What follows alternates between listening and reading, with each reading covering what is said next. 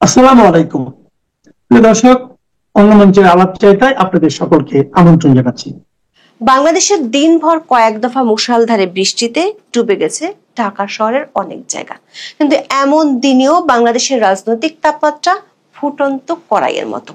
সে তাপ আবার যমুনার জন্য হয়ে দাঁড়িয়েছে আগ্নেয়গিরির লাভার মতো।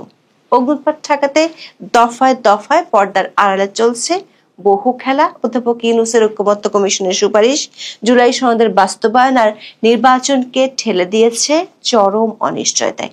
তিন মিত্র রাজনৈতিক দলের বিরোধের মুখে সংস্কারের জন্য নেওয়া সব মহাযজ্ঞ ঢাকা পড়ে গেছে। ফলে সরকার পিআর টিম থেকে যতই জোর গলায় বলা হোক না কেন, দেশব্যাপী মানুষের মধ্যে ফেব্রুয়ারিতে জাতীয় নির্বাচন নিয়ে ব্যাপক অনিশ্চয়তা দেখা দিয়েছে। 1 অক্টোবর সন্ধ্যায় তিন বাহিনীর প্রধান অধ্যাপক ইউনূসের সাথে বৈঠকে স্মরণ করিয়ে দিয়েছেন পুরনো সেই কথা, ফেব্রুয়ারিতে নির্বাচন না হলে দেশের পরিস্থিতি ভয়ানক রূপ নিতে পারে। সেনাবাহিনীও আর মাঠে থাকতে পারবে না।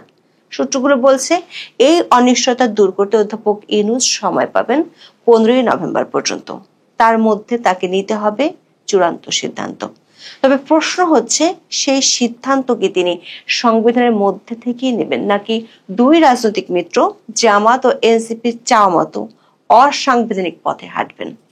সরকারের একাধিক সূত্র বলছে, সাংবিধানিক উপায়ে 15 নভেম্বরের মধ্যে এই নিশ্চয়তার সমাধান করতে না পারলে সরকারের বেশ কয়েকজন সিনিয়র উপদেষ্টা পদত্যাগ করতে পারেন।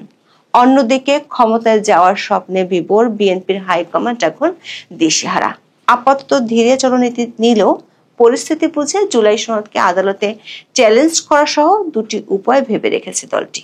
পর্দার আড়ালে সরকারি কিংস পার্টি এনসিপির সাথে আসন ভাগাভাগি এবং ক্ষমতায় গেলে মন্ত্রিত্বের বিষয়টি নিয়ে বিএনপি চালাচ্ছে সমঝোতার চেষ্টা। তবে নাছোড় বান্দা জামাত ইসলামী। নির্বাচনের আগে গণভোট নিয়ে আপাতত অনড় অবস্থানে থাকতে চায় দলটি। সময় বুঝে আরো দাবি নিয়ে মাঠে নামবে তারা, লক্ষ্য নির্বাচন পেছানো। প্রশ্ন হলো, ঘরে ও ঘরের বাইরে নিয়ত দমকা হওয়া বইতে থাকা চরম প্রতিকূল পরিবেশের মধ্যে অধ্যাপক ইউনূস এখন কি করবেন? বিস্তারিত জানতে চলুন যাওয়া যাক বিশ্লেষণে।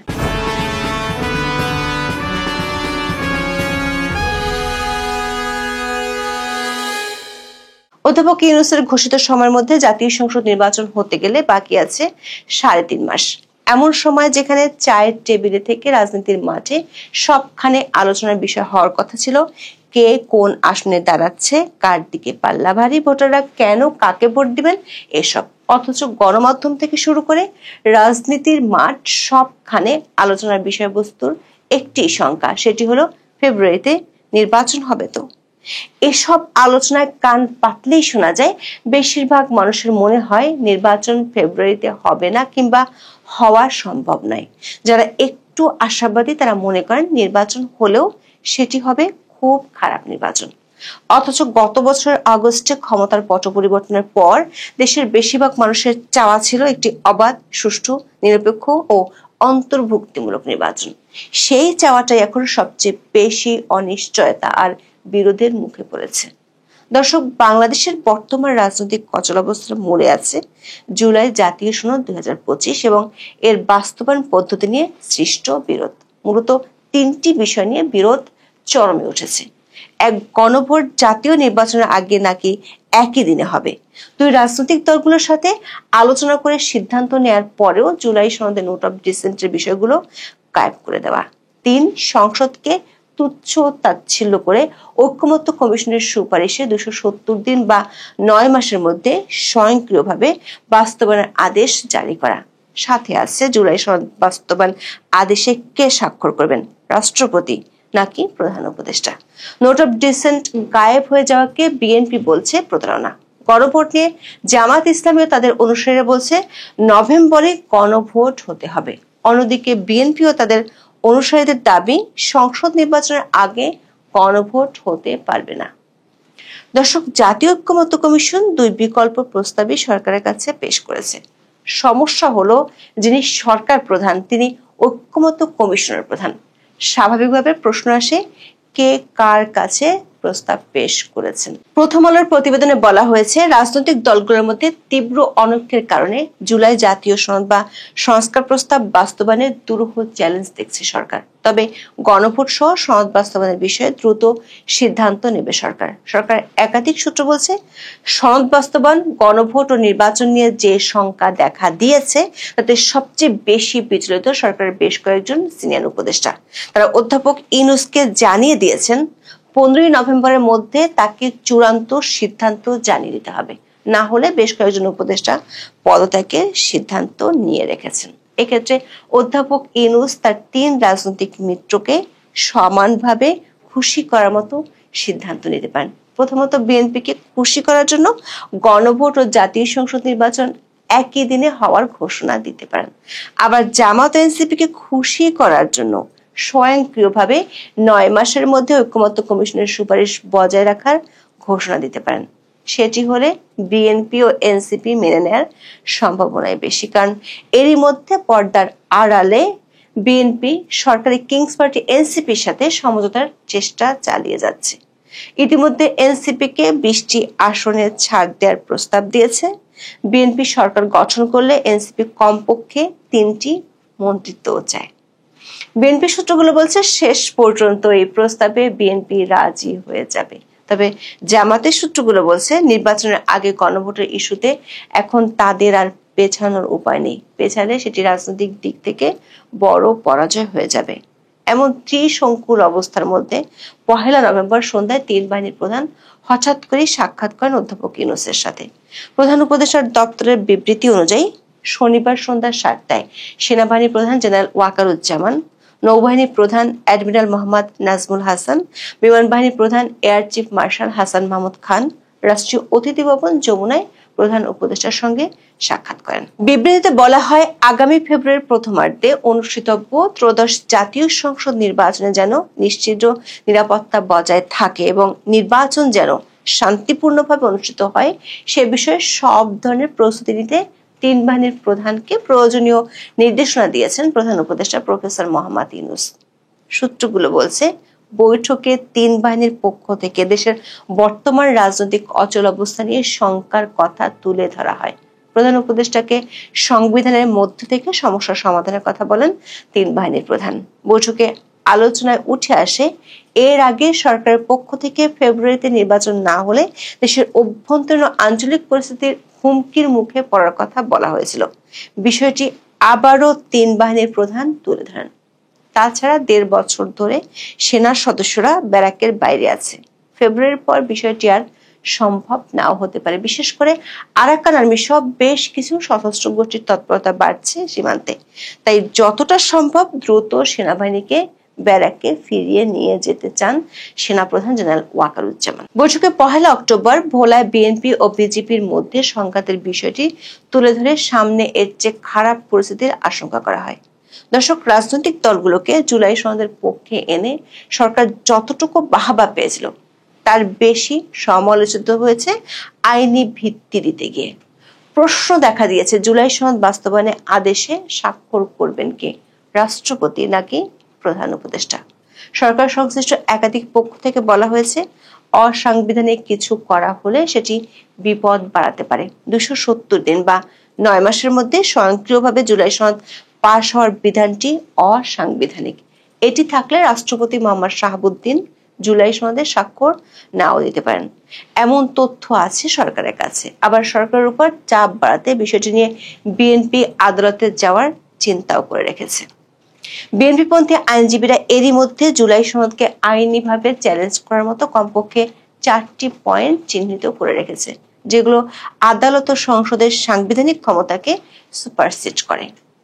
দর্শক, একদিকে অধ্যাপক ইউনূসের সিনিয়র উপদেষ্টারা হতাশ, অন্যদিকে মিত্ররা মুখোমুখি অবস্থানে। আবার নিরাপত্তার শঙ্কার কথা সরকারকে জানিয়েছে সংশ্লিষ্ট বাহিনীগুলো। এমন পরিস্থিতিতে অধ্যাপক ইউনূস আগামী 15 নভেম্বরের মধ্যে কি সিদ্ধান্ত নেবেন? তিনি যদি বিবাদমান 2 পক্ষকে খুশি রাখতে চান তাহলে তাকে অসাংবিধানিক পথে হাঁটতে হবে। সেক্ষেত্রে আরো বড় চাপের মুখে পড়তে পারেন তিনি, এমন আশঙ্কা তার ঘনিষ্ঠ মিত্রদের। সেটি হলে ফেব্রুয়ারিতে নির্বাচনের স্বপ্ন আরো ফিকে হয়ে যাবে। বাঁদরামির একটা সীমা থাকা উচিত। মানলাম কিছু বালুখিল্য কুচো কাঁচা বিপ্লবী গ্র্যাভিটিতে না হয় ভুল করে ভারতের নর্থ ইস্টকে বাংলাদেশের মানচিত্রে ঢুকিয়ে ফেলেছে, তাদের এই কাজে গুরুত্ব না দেয়া ভালো, মেনে নিলাম। কিন্তু সেসব গ্রাফিটি যখন গুছিয়ে গাছিয়ে সরকারি উদ্যোগে বড় বইয়ের মধ্যে ছাপা হয় এবং সেই বই আবার পাকিস্তান সেনাবাহিনীর জেনারেলকে ঘটা করে উপহার দেন বাংলাদেশের প্রধান উপদেষ্টা doctor Mohammad Yunus, the Nobel laureate, তখন কি বিষয়টি আর বালখিল্য কুচো বিপ্লবীদের কাজ বলে এড়ানো যায় নাকি এড়ানো উচিত? ধরুন এইরকম কাজ যদি ভারত করত, ভারতের কোনো শিল্পী গোষ্ঠী তারা যদি ভারতের মানচিত্রে রংপুর আর চট্টগ্রামকে ঢুকিয়ে গ্রাফিতি তৈরি করত, সেই সব গ্রাফিতির ছবি দিয়ে বই করত এবং সেই বই দেশ বিদেশের সরকার বা সেনা প্রধানদের উপহার দিতেন নরেন্দ্র মোদী, তাহলে কি বাংলাদেশের হাতে ঘা লাগতো না?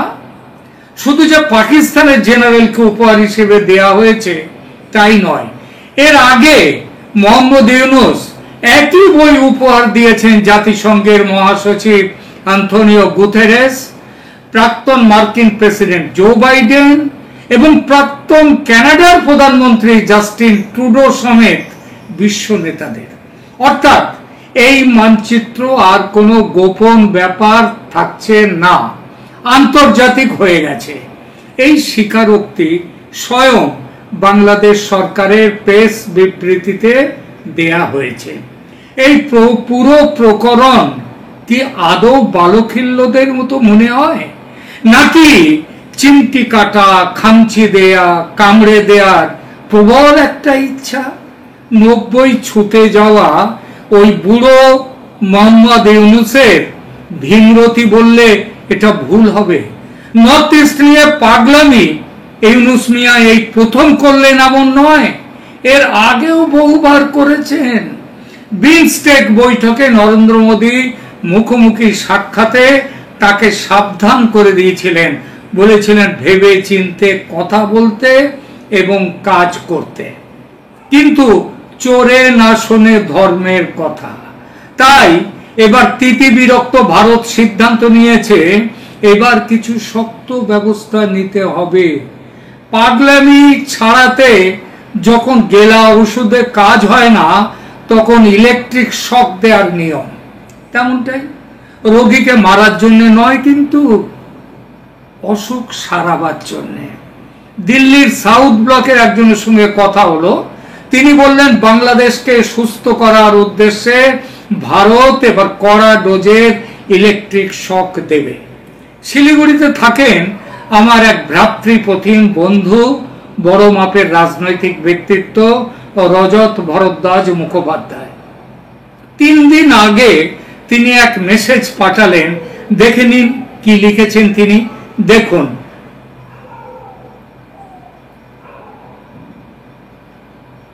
এখানে লেখা আছে, শিলিগুড়ি সহ সমগ্র ডুয়ার্সের আকাশে মধ্যরাতে রাফাল যুদ্ধ বিমানের আনাগোনা। তাহলে কি চিকেন নেক? হ্যাঁ, ঠিকই বলেছেন তিনি, চিকেন স্নেক চওড়া হবে, যাতে কেউ বিশেষ করে ইউনূসের মতো ছোট মাপের মানুষ যখন তখন ভয় দেখাতে না পারে। আর এটা চওড়া করতে গেলে কি করতে হবে? আশেপাশে যার জমি জায়গা আছে সেই জমির কিছুটা নিয়ে নিতে হবে। পাশে কার জমি আছে? নেপাল আমাদের বন্ধু, নেপালের জমি নেওয়া হবে না, তাহলে নেওয়া হবে কার জমি? চিকেন স্নেক চওড়া করতে নেওয়া হবে। এটা কিন্তু ভারতের প্ল্যানে ছিল না, বাধ্য হয়েছে ভারত। ঠিক ছিল পশ্চিম সীমান্তে গুজরাটের কচ্ছের রান অঞ্চলে স্যার ক্রিক নিয়ে পাকিস্তানের যুদ্ধ প্রস্তুতির জবাব দিতে ভারত অপারেশন ত্রিশূল নিয়ে নামবে। ত্রিশূল মানে স্থল, নৌ, বিমান, 3 বাহিনীর যৌথ যুদ্ধ মহড়া শুরু হয়েছে 30 অক্টোবর চলবে 10 নভেম্বর পর্যন্ত। এজন্য নিয়ে যাওয়া হয়েছে 20,000-এর বেশি সৈন্য, T-90 ট্যাঙ্ক, ব্রহ্মোস, আকাশ ক্ষেপণাস্ত্র ব্যবস্থা, রাফাল ও সুখোই 30 MKI যুদ্ধ বিমান এবং কলকাতা শ্রেণীর ডেস্ট্রয়ার ও নীলগিরি শ্রেণীর ফ্রিগেট। মহড়ার কেন্দ্রবিন্দু হল স্যার ক্রিক অঞ্চল। এটা একটা 96 কিলোমিটার দীর্ঘ, জোয়ার ভাটায় প্রভাবিত, মানে ভাটায় জায়গাটা বেশ জেগে ওঠে, জোয়ারে আবার সমুদ্রের তলায় চলে যায়। এই জায়গাটা একটা ভারত পাকিস্তানের মধ্যে একটা সংবেদনশীল, একটা বিতর্কিত এলাকা। এই মহড়ায় মরুভূমি, জলাভূমি ও উপকূলীয় অঞ্চলে উভচর অভিযান, স্থলে, জলে এবং আকাশে সেই অভিযান চলবে। সাইবার যুদ্ধ চলবে, ইলেকট্রনিক যুদ্ধ হবে এবং বহুস্তরীয় যুদ্ধ ক্ষমতার পরীক্ষা চলবে। রক্ষামন্ত্রী রাজনাথ সিং সম্প্রতি পাকিস্তানকে এক কড়া সতর্কবার্তা দিয়ে বলেছেন, স্যার ক্রিক অঞ্চলে পাকিস্তান যদি কোনো দুঃসাহসিক পদক্ষেপ নেয় তাহলে প্রতিক্রিয়া এমন শক্তিশালী হবে যে তা ইতিহাস, ভূগোল সব পাল্টে দেবে।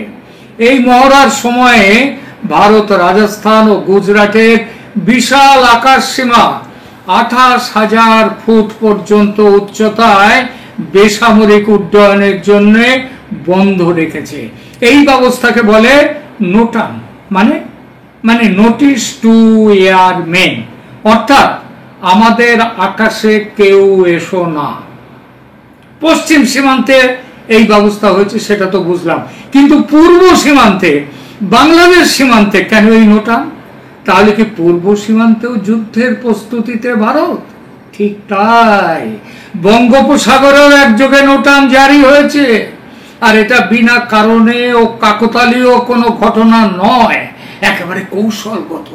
এবং সিদ্ধান্তটি নেওয়া হয়েছে ওই পাকিস্তানি জেনারেল সাইর শামসাদ মির্জা বাংলাদেশ সফর ও সফরের সময় তার হাতে ইউনুসের art of Triumf, graffiti of বাংলাদেশের নিউ ডন এই নামের বইটি তুলে দেওয়ার পর।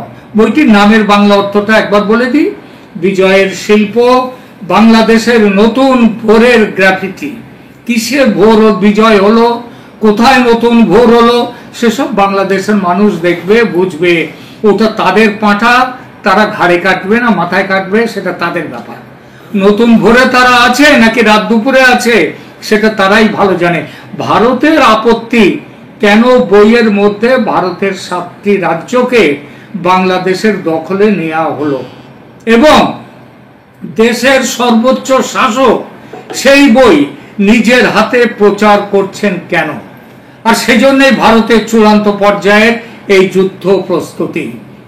এখানেও গুজরাট সীমান্তের মতো 3 বাহিনীর চূড়ান্ত মহড়া, শিলিগুড়ি থেকে সাগর, উত্তরের পাহাড় থেকে দক্ষিণের বঙ্গোপসাগর, অপারেশন ত্রিশূলের পাশাপাশি এই বিশাল অঞ্চল থেকে, এই অঞ্চলের 3 থেকে 14 নভেম্বর পর্যন্ত একটা বড় আকাশ মহড়ার জন্য নোটাম জারি করেছে ভারত।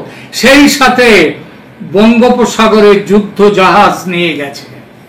এই দীর্ঘ 11 দিনের মহড়ায় ভারতীয় স্থল বাহিনী, বিমান বাহিনী ও নৌবাহিনীর সমন্বিত অভিযান পরিচালিত হবে। এর আগে অক্টোবর মাসে ভারত বঙ্গোপসাগরে 15 থেকে 17 অক্টোবর তারিখে একটি ক্ষেপণাস্ত্র পরীক্ষার জন্য নোটাম জারি করেছিল, যার পরিসীমা ছিল 1480 কিলোমিটার থেকে পরে বাড়িয়ে 3550 কিলোমিটার, প্রায় 3 গুণ বাড়ানো হয়। এই পরীক্ষাগুলো অগ্নি 3, অগ্নি 4 অথবা দূরপাল্লার জাহাজ বিধ্বংসী মিসাইল বা ক্ষেপণাস্ত্র পরীক্ষার জন্য ছিল। অপারেশন ত্রিশূল ও বঙ্গোপসাগরে ভারতের নোটাম, এই বার্তা কি বাংলাদেশের উদ্দেশ্যে? ভারত বর্তমানে 2টো ভিন্ন ভৌগোলিক অঞ্চলে, পশ্চিমে পাকিস্তান, পূর্বে বাংলাদেশ, একযোগে বড় ধরনের সামরিক মহড়া চালাচ্ছে। অপারেশন ত্রিশূল পশ্চিমে আর পূর্বে বঙ্গোপসাগরে বিমান বাহিনীর ব্যাপক আকাশ মহড়া, যুদ্ধ জাহাজ সেখানে মজুদ করা। এই দুই মহড়ার জন্য জারি করা নোটাম এবং তাদের সময় বিশ্লেষণ করলে স্পষ্ট হয় যে ভারতের এই সামরিক কৌশল শুধুমাত্র পাকিস্তানের জন্য নয়, বাংলাদেশের জন্য একটা সুস্পষ্ট বার্তা দিচ্ছে। অপারেশন ত্রিশূলের বিস্তৃতি ও প্রকৃতি বিশ্লেষণ করলে দেখা যাবে যে 30 অক্টোবর থেকে 10 নভেম্বর 2025 পর্যন্ত পাকিস্তানের দিকে সেখানে সেই মহড়ায় 20,000-এর বেশি সৈন্য ইত্যাদি সেখানে নেওয়া হয়েছে। আর এই মহড়ার কেন্দ্রবিন্দু হলো আমাদের বাংলাদেশ। এবং রক্ষামন্ত্রী রাজনাথ সিং পাকিস্তানকে যে সতর্ক বার্তা দিয়েছেন, সেই একই সতর্ক বার্তা বাংলাদেশের উদ্দেশ্য। বঙ্গোপসাগরে একযোগে নোটাম, নো এন্ট্রি টু এয়ারমেন, কাকতালীয় নয়, এটা কৌশলগত অপারেশন। এই দীর্ঘ 11 দিনের শুরু হবে কবে থেকে? 3রা নভেম্বর থেকে 14ই নভেম্বর পর্যন্ত। একটা বড় আকাশ মহড়ার জন্য এইটা। এর আগে আমরা যেগুলোই দেখে এসেছি, এর আগে ছোটখাটো আমাদের এখান থেকে ওই চাঁদিপুর থেকে, দীঘা থেকে, সেখান থেকে ছোড়া হয়েছে মিসাইল, পরীক্ষা হয়েছে, তখনও নোটাম জারি। নিশ্চিতভাবে বলা যায় ভারতের এই দ্বৈত সামরিক তৎপরতা, এর পেছনে বাংলাদেশের সাম্প্রতিক ভূ রাজনৈতিক অবস্থান গুরুত্বপূর্ণ ভূমিকা নিচ্ছে। বাংলাদেশ, পাকিস্তান, চীন ত্রিপক্ষীয় সম্পর্ক একটা তৈরি করেছে। শেখ হাসিনা সরকারের পতনের পর মোহাম্মদ ইউনূসের নেতৃত্বে অন্তর্বর্তী সরকার পাকিস্তান ও চীনের সঙ্গে সম্পর্ক জোরদার করছে। এছাড়া জামায়াত ইসলামের মতো পাকিস্তান সমর্থক ইসলামপন্থীরা, তাদের উত্থানে ভারতের উত্তর পূর্বাঞ্চলে বিচ্ছিন্নতাবাদী গোষ্ঠীগুলো তাদের রমরমা শুরু হয়েছে। 2009 সালের আগে বাংলাদেশে ভারতীয় বিচ্ছিন্নতাবাদীরা আশ্রয় পেত 2009-এর আগে, মানে শেখ হাসিনা আসার আগে। আর শেখ হাসিনা সরকার তাদের ভারতে হস্তান্তর করে সম্পর্ক স্বাভাবিক করেছিল, সেই অবস্থা এখন আর নেই। বঙ্গোপসাগরে নোটাম জারি, তাই বাংলাদেশের প্রতি খুব বড় সতর্ক বার্তা। বঙ্গোপসাগরে ভারতের সামরিক শ্রেষ্ঠত্ব ও নজরদারি এবং ভারতের ক্ষমতা দেখানো ও সেই সঙ্গে পাকিস্তান চীনের সঙ্গে বাংলাদেশের ঘনিষ্ঠতা নিয়ে সতর্ক বার্তা দেয়া। ভারতের উত্তর পূর্বাঞ্চলের নিরাপত্তা নিয়ে আপোষ করা হবে না, এই স্পষ্ট বার্তা দেয়া ভারতের উদ্দেশ্য। বঙ্গোপসাগরে ভারতের দীর্ঘতম উপকূল রেখা এবং আধিপত্য প্রতিষ্ঠার ভারতের যে নজরে আছে এবং ভারত যে তার জন্য সক্ষম, সেটা দেখাতে এবারের এই সিদ্ধান্ত। এতদিন বাণিজ্যের অস্ত্রের শান দিয়ে বাংলাদেশকে ভাতে মারার ব্যাপারে এগিয়ে গিয়েছিল ভারত, এবং সফলতাও যে পেয়েছে সেটা বাংলাদেশের অর্থনীতির বর্তমান হাল দেখলে বোঝা যায়। এবার তার সঙ্গে ভাতের সঙ্গে হাতে মারার দিকেও এগোচ্ছে ভারত।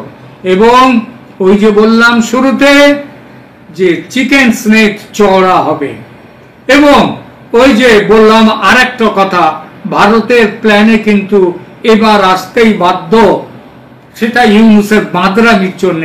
সেটা হচ্ছে বাংলাদেশের দুটো চিকেন নেক, একটা রংপুরের ওখান দিয়ে গেছে আমাদের দিনাজপুর থেকে গারো পাহাড় পর্যন্ত মেঘালয়ের, আর একটা ত্রিপুরা থেকে সাগরে 20 কিলোমিটার মাত্র পথ। ওটা কাটলেই চট্টগ্রাম আলাদা, আর আগেরটা কাটলেই রংপুর আলাদা। আর এর পুরো দায় কিন্তু ডক্টর মোহাম্মদ ইউনূসের। 71-এ ভারত যুদ্ধ জিতলেও বাংলাদেশের 1 ইঞ্চি জমি ভারত নেয়নি, এবং তারপরে ছিটমহল বিনিময়ের সময় ভারত বেশি জমি দিয়েছে, কম জমি পেয়েছে। অর্থাৎ জমি হড়প করবার জন্য ভারত কখনো যায়নি। আজ ইউনূসের বাঁদরামির জন্য ভারতকে এই পথে চলতে হচ্ছে, তার প্রস্তুতি পুরো মাত্রায় শুরু হয়ে গেছে। ধন্যবাদ।